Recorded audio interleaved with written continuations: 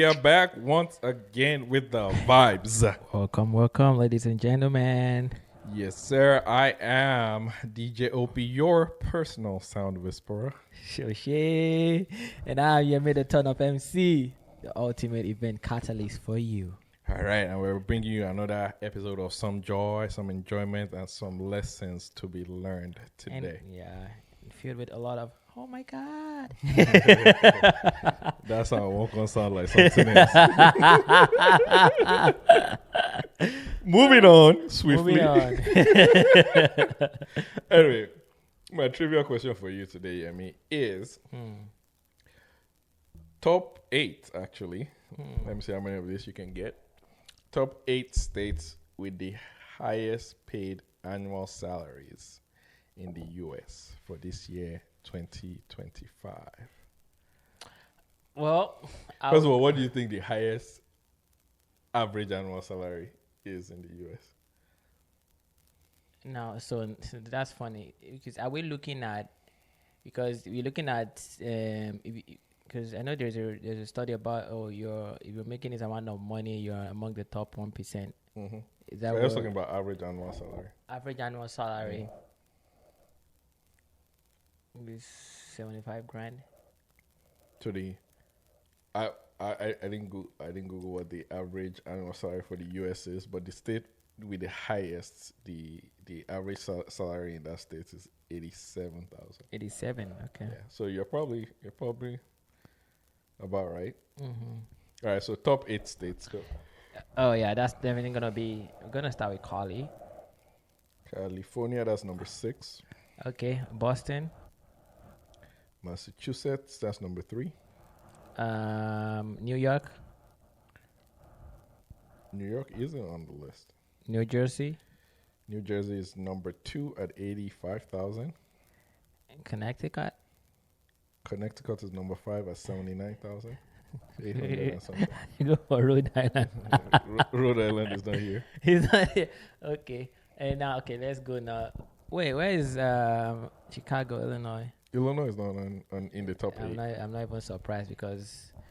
Yeah. Wait, where's high cost of living again? Maryland is not there too. Maryland is actually number 1. Number 1. Yeah, at 87,000. I would have thought. Yep.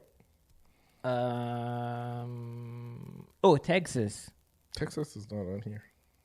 Huh. All right, there are 2 states on here that are not in mainland America. They're not on the mainland. What you know as the mainland America. Oh, did we talk about Vermont? Vermont is not on here. And definitely not Mississippi. Mississippi is not on here. Louisiana itself is not struggling. on here. Think about the states that are not in the mainland. There's one that is offshore. There are 2 that are, one is offshore, one is in almost another country. Is it like an Hispanic? I'll help you out. Hawaii at 83,000. And then there's also Alaska at 77. For you to go work in that code, they got to pay you well. They got, seriously, for Alaska, man, you got to be ending the bag. Yeah. So Hawaii is number 4. Ah. New Jersey is number 2. So number 1 is Maryland. Number 2 is New Jersey. Number 3 is Massachusetts. Number 4 is Hawaii. Number 5 is Connecticut. Number 6 is California. Number 7 is New Hampshire. And number 8 is Alaska. New Hampshire. Huh. Yeah. New Hampshire, I would never have guessed. Yeah. Never have guessed that one. But yeah, that was the little trivia. All right, that's good. All right, we have another AITA. Oh, wow, getting lots of this lately. Am I the a-hole for not telling my mom about my wedding? Oh, so this person's that's interesting. 22-year-old female got married to a 22-year-old male, so pretty young at least in my books. But hey, you can get married when you want as long as you're an adult. Just saying, pretty young for me. Yeah, we met in university Same course, and have been inseparable ever since. He's my best friend and the best partner one could ask for. We both live with my parents, or rather, they live with us since my dad got an opportunity for work in our city. Interesting. And they have not been able to rent somewhere else yet. Matt's family are quite well off, so they bought him a 3-bed flat in our city when he started university, which I moved into when we got serious, and now my parents moved into the spare room. Wow. This is going somewhere. Wow. which which we use as a workout space. When I was a kid, my parents seemed largely disinterested in me. Over time, I stopped telling them about my life, hoping they would become invested as I grew up. But it never really happened, and our relationship was what it was. I guess I've carried the sentiments into childhood too. They don't know anything more than my job title and that I'm in a serious relationship. They've never once offered to take us to dinner to get to know Matt, which I don't expect them to, but it will be nice. When it came to the wedding weekend, we invited our friends and older siblings. I have 2 older sisters, Matt and Matt's family. I'm very close to them. Basically, the daughter they never had, so that's our fiance's family. I get invited to their family trips all the time, and I'm in their group chat. It was only an intimate wedding. My parents hosted the ceremony, and we all went out after for dinner and drinks to celebrate. Both of them didn't want anything too extravagant. Both of us didn't want anything too extravagant. We're more than happy with this. We had a dinner at the restaurant. We dined out for our 1-year anniversary. We told my parents that the flat was theirs for the weekend because we were going to eat out and celebrate with friends and stay in a hotel. I did not mention our wedding at all. I wanted them to ask more if they wanted to, but they didn't. Come today, I put up a frame photo of everyone in our wedding on the wall in the living room with some other photos my parents saw, asked and flipped, and told me I should have said something. I wasn't in the mood and told them they never asked. My mom told me I should have said something and they would both have come, but I just repeated myself and walked away. I'm now getting texts from my older sister that my mom is really upset. She missed out watching me get married, and I should apologize. Am I really the a-hole for this? That's a long one. Wow. Man, that's deep. No, First that of is all, I feel like there's a lot of unresolved issues. yes, that family needs to actually So go much. unpack. So much, to be honest. So unpack. Mhm. And at what point does a squatting parent decide to leave their daughter's house or the relationship, whatever house?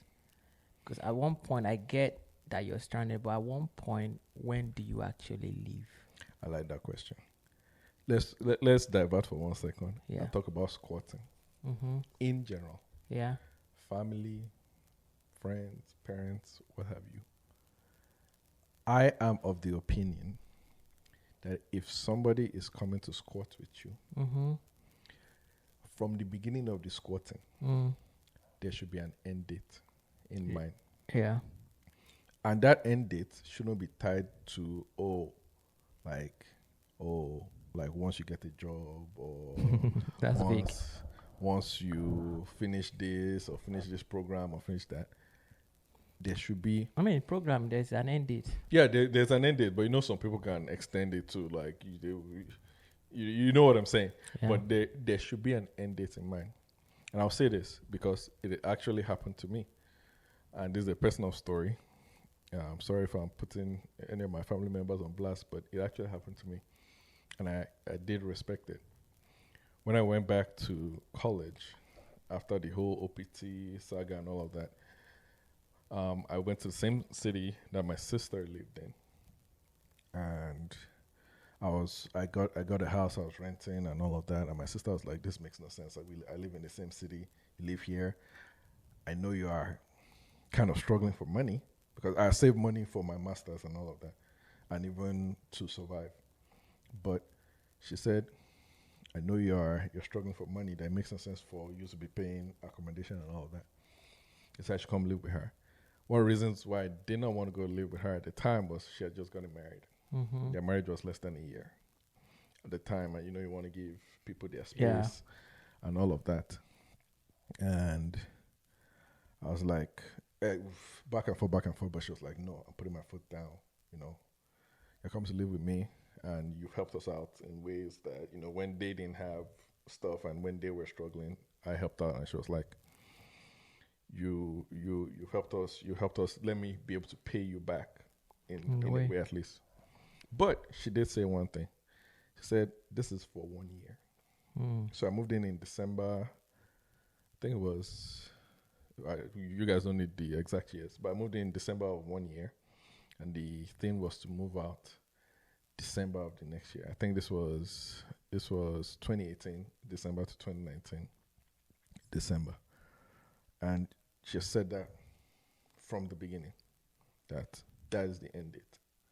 So me, that I was living in the house, I knew that whatever I'm doing, I need to make alternative arrangements. Now, to give people context, I was supposed to be graduating December, the time she said I should move out. But she didn't say when you graduate. Because I told everybody I was going to use 3 semesters for my master's, and I did use 3 semesters for my master's. But if I didn't have that time clock, I could have extended it. I was free accommodation. I wasn't paying bills, nothing. Free food. My sister was cooking. Even washing plates, I wasn't washing because her husband loves to wash plates. Like, it's a stain, dishwasher and all of that. He likes setting that. So I had that timeline, that time clock in my head. I'm like, come with me, I have to.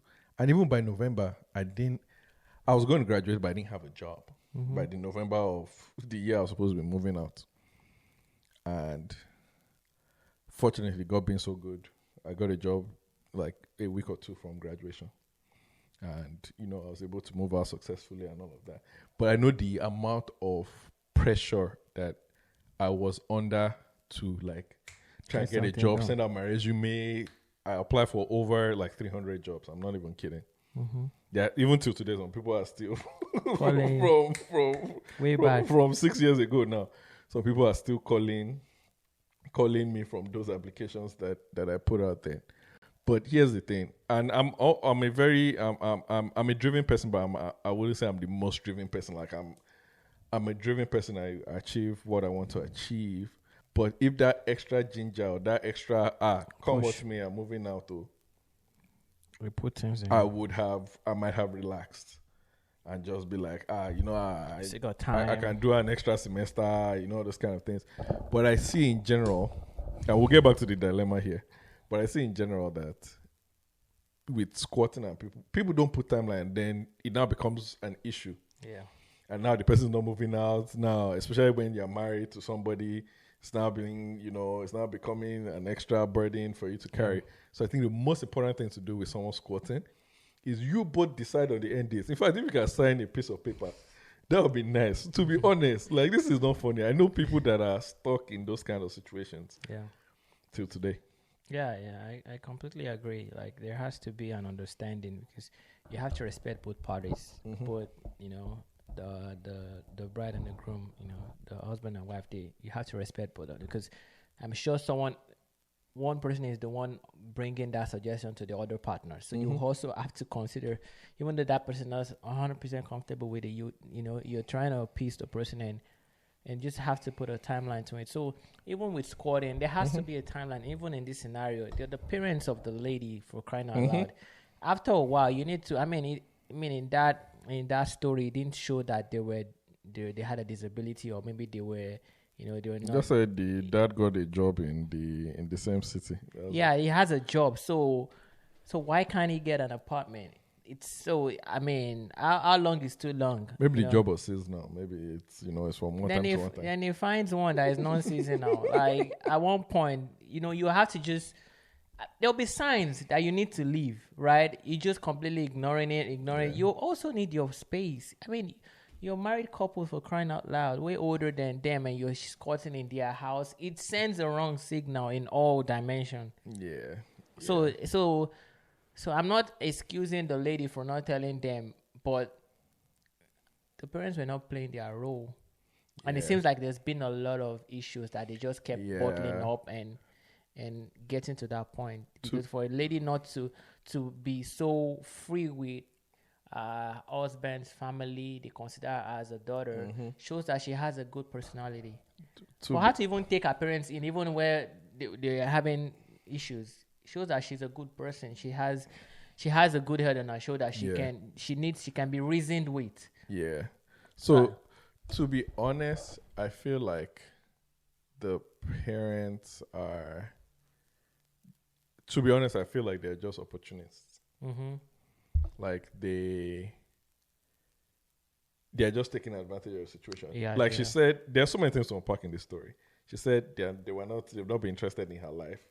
Like they don't ask any follow-up questions. They just know that, oh, this is the title of this is what she does. Mm-hmm. They don't know exactly what it is. Like they don't really care about her per se. They just happen to be living, to have a job in that city, and free rent, whatever, we're gonna take advantage. Like she said, even on the wedding weekend, they didn't ask any follow-up questions. Like, where are you going? What's the celebration? They said they're going to celebrate with their friends, right? They didn't ask any follow-up questions. And she said she was waiting for it. If they had asked, she might have told them. Now, I don't subscribe for something like a wedding. I don't subscribe to her not telling them. Yeah. For something as big as a wedding. That sounds like something she did out of spite. Mm-hmm. You know, like even if they didn't ask, you were waiting for them to ask. You can say, "Oh, by the way, you guys didn't ask, but by the way, we're trying to get married this weekend." Yeah. Because now, give them a week's notice. Like, we're trying to get married. We're not doing anything big, so it's not a lot of planning. So you can still tell them. even in this situation, say she didn't give anybody notice, and she's just telling them, like, it's now their own decision to decide whether or not they want to come or not. Yes. But now they have something to stand on. Yeah. That how my own daughter be getting married, and I won't be invited. And I wouldn't even know about it. And then you see pictures, you see all the boys' family. You even see, in fact, her siblings. Why didn't they tell the parents? Because she said she has siblings. That means she must have said. I'm assuming she must have told them that don't tell mommy and daddy about this. Yeah. So it's a thing out of spite. No, I didn't even think her sibling knew, but she was saying her sibling called her. No, say that their parents are hungry, that she didn't invite them. I think she said her siblings knew. She invited her 2 older siblings or something And like those that. ones who kept it secret. Oh, that's nice. Yeah. Yeah, I invited our friends and my older siblings, 2 of them, my 2 older sisters. Yeah. Oh, so I'm like, yeah, there's a whole lot to go. Yeah, their whole family dynamic needs to be examined. They need family therapy. They need family therapy at that point. Honestly. Yeah. But yeah, I mean, I guess this leads me to the next question, which this has now closed. But this leads me to the next question. As a parent, should you be? How close should you be to your kids? And I don't say it from a vague point. Like, should you be as close like a friend that they see you as a buddy? Or where do you draw that thin line? Because she's complaining that her parents are not interested in her at all. And I see this happen in a lot of African homes to where, it's just discipline, education. Jesus, church. How close should you be to your kids? Should you be your kid's friend? I feel like there are stages to a child's growth. And in those stages, the parents have to become different things. The early stages of a child, you're training. You have to be training. At that point in time, you're not their friend. They get to a stage whereby discipline, you're instilling discipline. Then they get to the final stage whereby they've grown. You've trained them. You've the discipline. You've ingrained in them. They get to a point whereby they're old enough to start making decisions on their own. At that point, is when you start becoming their friend. Mm-hmm. That they see you as a resource. So there are different stages in a child's life. You cannot be their friend at the early stage. They can, I mean, kids are growing up, yes, they see you as a loving person, but when you ought to discipline, you need to, because those are the formative period of a child. Yeah. Whatever character they build is what they grow up with. So you cannot just be, I just want to be, I want my child to just like me. At that point, it's not about like or love. It's about instilling those character, those concepts of life, those concepts of respect, value, trust, integrity. You're instilling those traits into them. So, but they get to that stage in time whereby, for example, for us now, we're at the stage, not just now, but we are over time, over the few years back, we're at the stage whereby our parents have become our friends. Because as friends, all they can do is advice. Yes. Support. They cannot enforce. They're no longer in the enforcing stage anymore. Yeah, and as friends, you also take advice from your friend. Exactly. Right? So as I think you said it. You said it really nicely. At different stages in life, you have to be different things. I feel like there's a fine balance, like especially in teenage years. I think that's the hardest part. Yeah. Because at that point, you want them to be comfortable enough to come to you with their problems. Yeah. But you also want to be at a point where, it's not that anything flies in this house. Yes.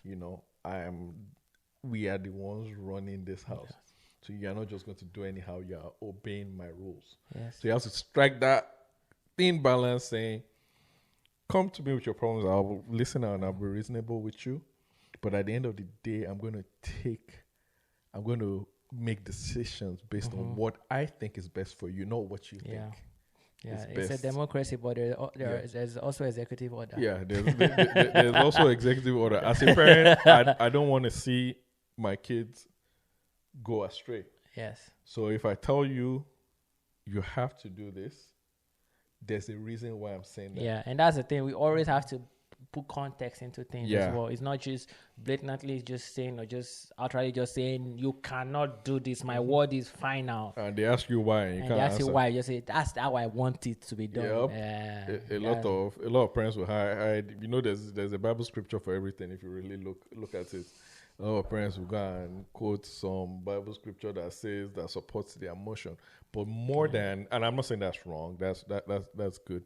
More than anything else, they have to be able to, like, what you're communicating with them, they have to be able to understand it. Because if you're saying something that is just flying over their head, then there's no use for it. We talked about one of these things in our previous episode, like when parents say don't have a boyfriend or girlfriend, and then and you ask them why, and they say if a boy touches you, you get pregnant. That's just, that kind of thing. That's not the answer. That's not the answer. That you need to explain things better. Better, yes. To your kids. And then as they grow up, and once they leave your house, to be honest, their life is really not in your hand anymore. To be honest. Is God and like you have support. At that point you have to become their friend. Yes, you have to. You can still strongly advise, but just know that at that point they can choose to take your advice or not take your advice. Especially if they are not dependent on you. So yeah, that's an interesting one. There's a random question here, and it says this is a direct question. Say you have an invite list of just 30 people. Yeah. To your event or to your wedding. Who are you inviting? And the vendors are not part of the 30. The vendors are not part of the 30. Who are you inviting? Just 30. So it's a little bit more than your immediate family. Like me or this person, or just like who should, like, how should you rank your invites at that point? Like who is the let's say it's a wedding. Okay. Who are the first set of people that should be there? I mean, my parents. Parents of both bride and groom. Yes, parents of both bride and groom. Siblings. Parents before siblings or siblings before parents? Oh, parents before siblings. Okay. Parents, siblings, yes. then immediate friends. Immediate friends. And when I say immediate friends, I mean those that I talk to on a regular. Yeah. I think, me personally, I think all the people you should invite on for that kind of intimate 30-person wedding, let's say bride has 15, you groom has 15, right? All those 15 people that are on there, you should at least have records on your phone where you've called them at least 5 times. In a month. Maybe not in a month, but let's say in the space of, let's say a year, because some people don't really talk like every day. But say communicated with them, let's say including text and all of that. I mean quarterly, at least. At least 5 times quarterly. Yes. At least 5 times quarterly, Yes. in my opinion. Where Or text, 30. phone call and all that. Something should have, yeah. If you're going to be inviting friends, make sure those friends are people that you actually really talk to, and it's not just courtesy invite for that very small wedding. So yeah, absolutely. Well, that was nice. That was a good one. Yeah, I think it goes down to communication as well. Again, family is always have to be that open-ended communication. You need to talk. You need to express your concerns.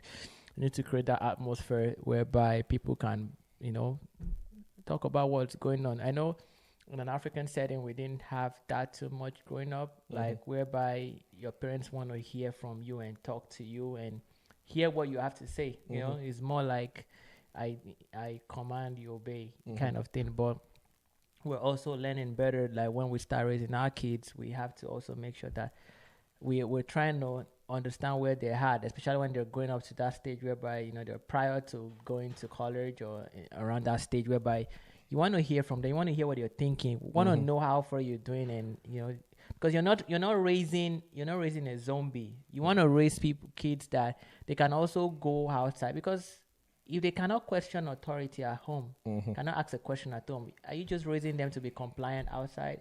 So people are just gonna step on them anyhow.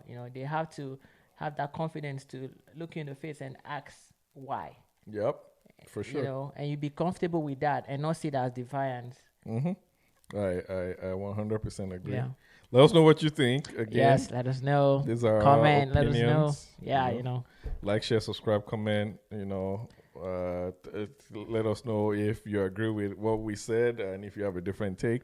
Yeah, we'll be happy to hear from you. Yes, and also if you have your own situations or stories, or anything you want to share or talk about, you can always write anonymously. DM any one of us on any of the platforms, email us, whatever. We can kind of dissect it. Yes. Thank you so much, guys. I'm Yemi the TurnUp MC. And I am DJ OP. We'll see you on the next one. Bye for now.